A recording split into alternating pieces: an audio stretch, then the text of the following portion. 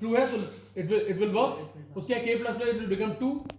Then again it will check तो 2 less than 100 less than equal to 100. Then again true because 2 की वैल्यू 100 के बराबर नहीं but it is less. So that's true. So class क्या होगा, ये भी ट्रू है तो फिर चल जाएगा. दैट मीन्स 100 तक ये लूप जाएगा. जो आपका ये साइन होता है k less than equal to 100, इस सिंबल का मतलब क्या होता है, लेस देन इक्वल टू का मतलब क्या होता है, अप टू 100. और ये कब रुकेगा, व्हेन k विल क्रॉस 100. तो अगर आपसे कोई पूछे at the end of the loop what will be the value of k, what you will say, 100 और 101?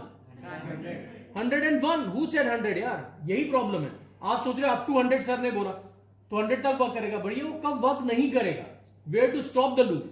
तो उसको स्टॉप करने के लिए k has to become what, 101. So last value of the k is 101. तो मैंने आपको साथ में ये भी कंसेप्ट क्लियर किया. एक क्वेश्चन है बट मैंने सारे आंसर आपको बताया. और अगर आपसे कोई पूछे फॉर क्या किस टाइप का टोकन है तो आप कहोगे it's a keyword. It's a keyword. k क्या है, identifier, name of the loop variable. 1 क्या है, literal. Less than equal to क्या है, ऑपरेटर. कौन सा, relational operator. Relational expression form हो रही है k less than equal to 100. Relational expression की स्पेशलिटी क्या होती है, it results either into true और into false and it uses what, relational operator. Always remember that. और इसको बूलियन एक्सप्रेशन बोलते हैं बिकॉज ट्रू और फॉल्स में वो वैल्यू रिटर्न कर रहा है. Is that clear? Second option, तो यहां पर ये लूप चल रहा है 100 टाइम्स, तो आपका ये ऑप्शन नहीं हो सकता. सेकंड पे आ जाइए, for k equal to 10, k less than 1, k plus plus, k की वैल्यू 10 है. और रिलेशनल एक्सप्रेशन देखो देखो, लूप तभी चलेगा जब एक्सप्रेशन ट्रू हो. कौन सी, रिलेशनल एक्सप्रेशन, यानी कि टेस्ट एक्सप्रेशन ट्रू हो. तो यहां पे टेस्ट एक्सप्रेशन आपकी k लेस देन 1 और k की वैल्यू भी 10 है. तो 10 less than 1 is it possible? तो पहली बार में ये फॉल्स हो गया, तो ये लूप वर्क करेगा? पहली बार में वर्क नहीं करेगा. तो क्वेश्चन क्या था, which one of the following does not execute even one. So it's true. Concept इसके लिए सेटिस्फाई कर रहा है. सेकंड बार ये बिल्कुल वर्क नहीं करेगा. ठीक है, थर्ड पे आ जाओ. मैं एनालाइज सारे करवा दे रहा हूं आपको ताकि आपका रिवीजन हो जाए. अब देखो ये लूप देखो, for k equal to 1, third की बात कर रहा हूं. यहां पे लिखा हुआ है k equal to 1, k greater than equal to 1, k plus plus. Initialization है, पहला पार्ट क्या होता है लूप का, इनिशियलाइजेशन 1 है. सेकंड में कह रहे हैं k greater than equal to 1. तो अगर यहां 1 लिख दूं k की जगह तो 1 ग्रेटर देन इक्वल टू 1, तो ग्रेटर देन तो नहीं है, 1 से ग्रेटर हो सकता है बट लेकिन इट इज इक्वल टू 1 है. ये ट्रू है तो ये लूप चलेगा. उसके बाद हुआ k प्लस प्लस, क्या बन जाएगा 2. फिर अब वापस आए टेस्ट पे, k क्या k आपकी बार 2 हो चुका, 2 ग्रेटर देन इक्वल टू 1, तो आपकी बार इक्वल नहीं बट इट इज ग्रेटर. फिर 3 के लिए चलेगा, 4 के चलेगा, तो ये लूप चलता जाएगा. Will it stop anywhere? No. तो जब आपकी test expression never becomes false तो लूप बिकम इनफाइनाइट. तो ये इनफाइनाइट लूप है. तो पहला ऑप्शन रॉन्ग, वो एक परफेक्ट लूप था, फाइनाइट लूप था 100 टाइम्स का, तो यहां तो एक बार भी नहीं चला, ऐसा लूप चाहिए था. सेकंड थर्ड में क्या आ गया कि आपको, इज दैट क्लियर? तो केस स्टडी आपको क्लियर हो गई.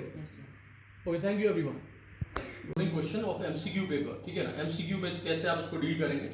तो ओवरलोडिंग का कंसेप्ट आपको समझना है पहले कि ओवरलोडिंग क्या होती है. When you have got many function, बहुत सारे फंक्शन सेम नेम के, no many function with the same name and they are in the same class, right, having different number and types of argument. जो parameters होते हैं वो क्या हो, वो डिफरेंट हो, नंबर्स में भी और टाइप में भी. किसी में कोई आर्गुमेंट ना हो, किसी में एक आर्गुमेंट है, you know, somewhere 0 argument, somewhere 1 argument and 2 argument, and their types of must be different. Is that clear to everyone? जैसे एक क्लास में मैंने कहा ना कि स्टूडेंट you know सेम है, सेम नेम, तो you use you know suppose Rohit is there, so Rohit 1 Rohit 2 like this we can use. Is that clear to everyone? अब इसमें रिटर्न टाइप का क्वेश्चन आता है कि कुछ लोग कहते हैं कि रिटर्न टाइप डबल लगी, एक में एक फंक्शन है मैंने जो है आईएनटी लगाया, तो इट इज ओवरलोडेड. तो एक्चुअली ओवरलोडिंग में return type has no role to play, कोई रोल नहीं होता है रिटर्न टाइप का, तो वो माइनस कर दीजिए. Is that clear to everyone? अब जब एमसीक्यू में जब ये क्वेश्चन आता है तो आपको बहुत इजीली आप इसको डील कर सकते हैं, बिकॉज फायदा ये होता है कि आपको कोड पूरा दिया होगा. If you are clear with the concept of overloading, you very easily you can do that question. और definitely logic must be clear, वो तो प्रोग्राम में करना ही करना है. ठीक है, तो आप देखिए इस क्वेश्चन को कैसे डील करते हैं. उसके पहले मैं एक चीज और बता दूं आपको कि अगर आपको फंक्शन ओवरलोडिंग का कंसेप्ट क्लियर है तो आप कंस्ट्रक्टर ओवरलोडिंग भी अप्रोच कर सकते हैं, because constructor is also function. The only difference between the function and the constructor, that constructor doesn't have any return type, not even void. कोई भी return type नहीं होती है, right? void भी नहीं लगा होता. Is that clear? And what else? constructor में और क्या चीज होती है, return type नहीं होती, and इसका name और class name सेम होता है. अगर class name अगर आपका overload है तो कंस्ट्रक्टर का नेम भी ओवरलोड होगा. Is that clear? और आर्गुमेंट्स का बड़ा इंपॉर्टेंट रोल होता है in this. Is that clear? And उसके अलावा एक बहुत इंपॉर्टेंट इन्फॉर्मेशन कि इफ समबडी आस्क कि कंस्ट्रक्टर ओवरलोडिंग या फंक्शन ओवरलोडिंग ऊप्स के किस कंसेप्ट पे बेस्ड है, तो you will say polymorphism is the basis of function overloading as well as the constructor overloading, because polymorphism says poly and morph, one thing many form. Poly means many and morph means form, and when a message is processed in more than one form it is called polymorphism. तो यहाँ message आपका क्या है? function. So let's see this example here. यहाँ पर देखते हैं how does it work. Let's read it. इस पे closer थोड़ा चले जाएंगे. Given below is a class with the following specification. Class name overload. Member method print INTN to print the first n natural number. तो class name ध्यान रखिएगा, overload है small letters में. उसके बाद क्लास प्रिंट में क्या करना है? एक आर्गुमेंट है, रिटर्न टाइप वॉइड है. वॉइड का मतलब आपको पता है, it's a keyword which represent the function returns nothing. जैसे मैं बोलता हूं ना, दो डोर्स होते हैं फंक्शन में, एक पहला एग्जिट का और दूसरा आपका ये पैरेंथेसिस वाला जो फंक्शन नेम होता है एंट्री का. तो एंट्री में तो INTN है, मतलब यहां से एक इंटीजर सप्लाई होगा फंक्शन के लिए. और यहां लिखा गया to print the first n natural number. तो ये n किसमें यूज होगा? फॉर लिमिटिंग द नंबर्स, कि n तक ही जाना है. एग्जैक्टली. और टास्क हमें क्लियर हो गया, to display the first n natural numbers. और उसके बाद रिटर्न कुछ नहीं है, मतलब नहीं करेगा तो वॉइड है. अब इसके सेकंड पार्ट पे आते हैं, नेक्स्ट फंक्शन पे.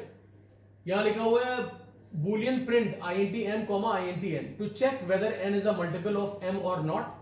ठीक है. अब आ जाते हैं क्वेश्चन पे direct. How to go about it? Fill in the blanks of the given program with the appropriate Java statement. Class A पहले में ब्लैंक लगा हुआ है, तो क्लास के बाद क्या आता है? क्लास कीवर्ड के बाद क्लास नेम. क्लास नेम अभी क्या देखा था हम लोगों ने? ओवरलोड. तो small letter capital. Very good. तो ऑप्शन जरूर चेक करिए. Let's see the options given for A. Overload class, but दो ओवरलोड दिए. पहला ओवरलोड कैपिटल से, तो second one will be the correct one, ये वाला, because Java is case sensitive. Case sensitive. Very nice. Java is case sensitive. Good. After that, now second part we go for in the question. Void print INTN, INTK for B, C, D. Three options. Initialization, test and update. तीन चीजें पूछ रहे हैं. For keyword है, for एक loop है. अब यहाँ पर B में इसमें इसका टास्क क्या था? टास्क का फंक्शन का to print n natural numbers. तो प्रिंटिंग हो रही किसकी? K की. तो हमें क्लियर हो गया कि बॉस K का रोल है. K को हम as a loop variable use कर सकते हैं. तो यार यहाँ पर क्या आएगा? नंबर प्रिंट करने तो INT आएगा, INTK. B में क्या लिखेंगे? INTK. और printing the n natural number. तो n नेचुरल नंबर की बिगनिंग कहां से होगी? 1 से. तो INTK इक्वल टू 1. तो यहाँ पर INT तो ऊपर लिखा हुआ है, तो INT छोड़ दीजिए, बचा क्या? K equal to 1. तो इनिशियलाइजेशन हो जाएगा आपका, B में आएगा यहाँ पर K equal to 1. After that class इसके आंसर चेक कर लेते हैं. आंसर जरूर देखिएगा, उसमें यहां पर दिया हुआ है, देखिए k equal to 1, k equal to n possible नहीं है, k इक्वल टू 0 पॉसिबल नहीं है, तो k equal to 1 is the correct one. Alright, ये हो गया. अच्छा, अब class getting back to the question again. Here C में क्या है? That is the area where we write the test expression. Test expression पे डिपेंड करता है कि लूप चलेगा कि नहीं चलेगा. तो यहाँ टास्क है again printing the n natural numbers. तो अप टू n जाना है, अप टू n. मैंने बताया ना n इज द लिमिट. जो आपका आर्गुमेंट यहाँ पास हुआ है INTN, ध्यान से देखिए प्रिंट पे, तो ये डिसाइड करा. तो लूप वेरिएबल को किससे कंपेयर करते हैं? n से, क्योंकि अप टू n जाएगा ना, तो k less than equal to n. ठीक है. अब इसका भी ऑप्शन देख लेते हैं, वहां पे क्या ऑप्शन दिए होंगे. देखिए पहले में लिखा हो k less than equal to n. Second option दिया है greater than equal to n. तो greater than equal to n हो नहीं सकता, बिकॉज हमें n तक जाना है, n को क्रॉस नहीं करना है, राइट.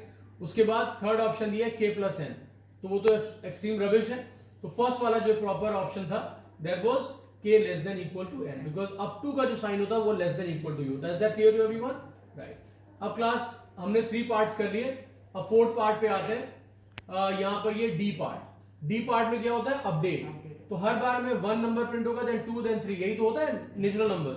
तो यानी कि हर बार 1 से इंक्रीज करना है. कोई स्किपिंग तो है नहीं नंबर्स की, 1 के बाद 3 है, 3 के बाद 5, ऐसा तो है नहीं.